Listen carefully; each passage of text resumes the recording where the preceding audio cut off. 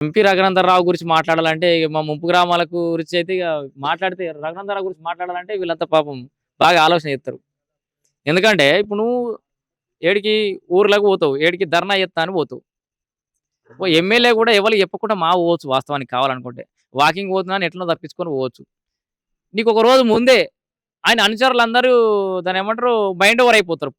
ఏది పట్టుకపోతారు. రేపు పొద్దుగాల మల్లన్న సాగర్‌కు రంగనాథరావు గారి పర్యటన ఉంది కాబట్టి ఈళ్ళు బైండ్ ఓవర్ చేసిరని. ముందుగాల ఎందుకు ఇన్ఫర్మేషన్ ఇచ్చుడు? ఇన్ఫర్మేషన్ ఇవ్వకుండా సక్కగా ఊరుకొని ఉంటే ధర్నాకి. సరే ధర్నాలు, రాస్తారోకోలు రాజకీయంగా అవన్నీ ఆయనకున్న తెలివితేటలు మన దగ్గర లేవు. ఆయనకున్న వాక్చాతుర్యం మన దగ్గర ఉండదు గానీ, రాజకీయ నాయకుడు రాజకీయమే చేస్తాడు తర్వాత విషయం గానీ, 2 ఏళ్ళు అంటే వాస్తవానికి నేను ఇంకొక విషయం గమనించిందేందంటే రఘునందనరావు గారి విషయంలో ఆయనకు ఆ టైం సరిపోలే. 2 ఏళ్ల కాలానికే ఎన్నుకోబడ్డాడు. కనీసం 3 ఏళ్లు ఉన్నా టైం సరిపోయేదేమో.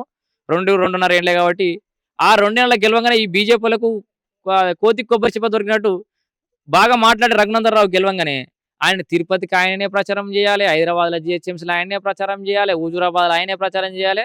ఆయన అటు తిరిగే వరకల్లా ఉన్న సీటు పోయిందీడ. రఘునందనరావుని బయట వాడుకున్నారు. అంటే స్టేట్ లెవెల్‌లో వాడుకుందామని అనుకునేసరికి గ్రౌండ్‌లో మిస్ అయ్యిండు. అట్లనే ఓడిపోయిండు. మా ముంపు గ్రామాల సమస్యను కూడా జర పక్కకు పెట్టడం వల్ల కొంత వ్యతిరేకత అయితే ఏర్పడ్డది. అనుకున్నంత స్థాయిలో మళ్ళీ మా ముంపు గ్రామాలకి ఇప్పుడు మరి వత్తడా? మా ముంపు గ్రామాలకు నేను గిది చేసినా అని ఏం చెప్తారో చూస్తున్నాం మేము కూడా వెయిటింగ్.